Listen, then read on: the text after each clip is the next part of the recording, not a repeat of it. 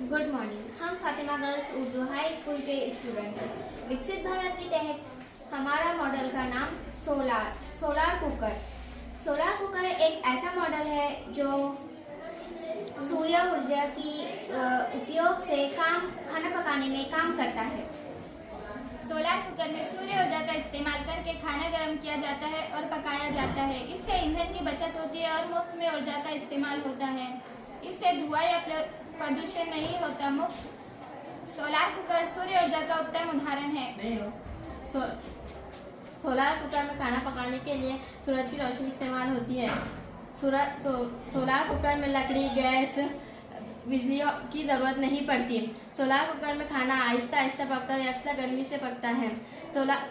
solar cooker में जहाँ बिजली गैस और